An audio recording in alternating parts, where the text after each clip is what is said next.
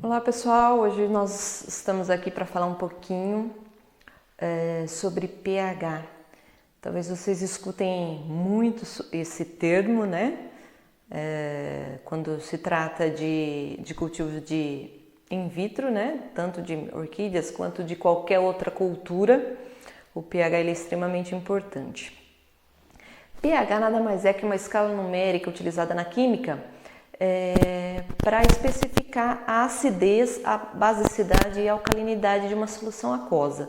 Tá? O termo pH significa potencial hidrogeniônico, ele mede a concentração dos íons de hidrogênio dentro de uma solução. Tá? Então, quanto mais íons de hidrogênio eu tenho numa solução, mais ácido estará esse meio. Tá? Quanto menos íons de hidrogênio eu tiver, mais alcalino estará essa solução, esse meio, no caso de meio de cultura, tá? Mas o importante para nós é que esse pH ele seja ajustado na medição ideal, né? Para que as plantas elas absorvam o máximo de nutrientes que ela conseguir daquele meio de cultura. Então é para isso que serve o pH ajustado no ideal para aquela cultura, tá? No caso de orquídeas, o pH ideal varia de 5,7 a 5,8, tá? Então, se eu tiver um pH de 5,7 a 5,8, eu vou ter o quê?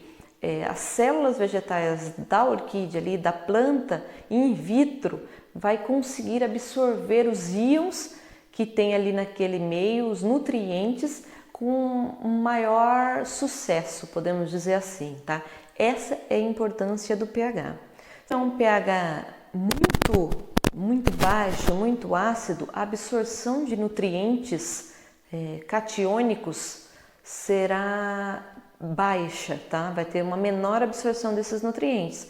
E se eu tiver um pH muito alto, se o meu meio estiver muito alcalino, eu vou ter uma menor absorção dos nutrientes aniônicos, tá? Ou seja, independente desses termos difíceis, catiônicos e aniônicos, isso tudo são os íons que existem no meio de cultura, são os nutrientes. Então, quanto mais nutrientes a planta conseguir absorver, melhor o seu desenvolvimento. Essa é a importância do pH estar ajustado, estar no pH ideal. Tá? O pH também interfere na consistência do meio. Por quê? Porque o agar, se ele estiver numa faixa de pH muito alterado, ele não consegue a solubilidade que a gente deseja. Tá? Ele não consegue agir deixando o meio na consistência que a gente quer. Então, mas eu sempre estava fazendo esse meio e com tantas gramas de agar e estava ficando ideal. E agora ele está ficando muito líquido. Vamos ver, talvez seja o seu pHmetro que esteja um pouco aí descalibrado. O pH pode sim estar interferindo nessa consistência do meio, tanto para mais líquido quanto para mais sólido, tá? E o problema, a dificuldade em questão do pH é que muitas coisas podem alterar esse pH, como as altas temperaturas. Normalmente a gente afere o pH do meio de cultura antes de levar ao fogo e antes do processo de autoclavagem, tá? E tanto o fogo, a alta temperatura, que a gente usa para dissolver o agar, né? E o processo de autoclavagem, eles alteram o pH, tá? Então a gente tem que ter esse jogo de cintura. Por quê?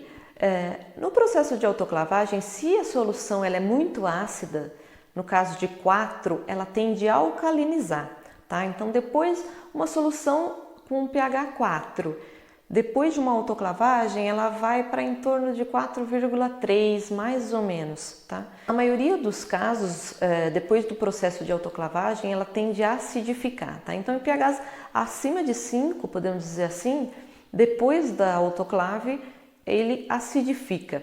No nosso caso de orquídeas, se a gente, como eu já disse, o pH ideal gira em torno de 5,8. Se a gente deixar o pH do meio de cultura 5,8 antes do processo de autoclavagem, Depois desse processo, ele vai ter acidificado um pouco, tá? Essa acidificação pode variar de 0,3 até 1,3, tá? Unidades ali na medição. Então, o que a gente costuma fazer? A gente deixa o pH em torno de 6,1, 6,2, para que depois do processo de autoclavagem ele chegue no 5,7 a 5,8, que é o que a gente deseja, tá? Então, cada laboratório vai ter uma medição, tá? Cada cultura, isso varia muito, tá? E tudo pode alterar o pH, como além das temperaturas, né? Como o tipo de autoclave também altera, a forma que você coloca esse meio de cultura dentro da autoclave pode alterar, a qualidade dos nutrientes, a qualidade da água, tá? Então é assim, às vezes no seu laboratório o pH do meio vai estar muito diferente do meu pH aqui.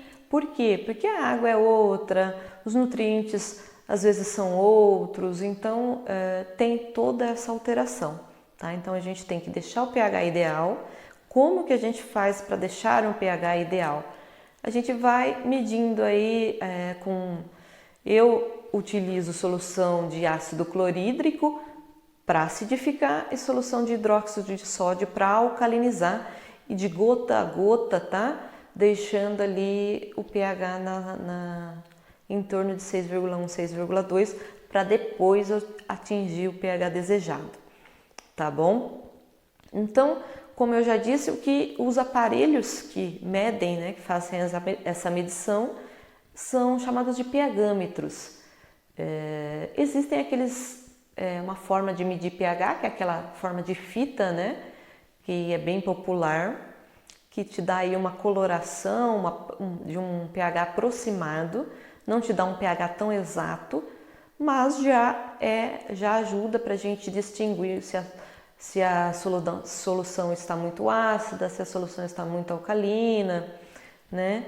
E também tem o pH manual, que tem pHs no mercado aí com preço bem acessível e ele é bem legal, tipo ele te dá um pH bem aproximado do que a gente deseja. E tem o pH de bancada, que ele é um pouco mais preciso, que é o que eu vou mostrar para vocês, tá?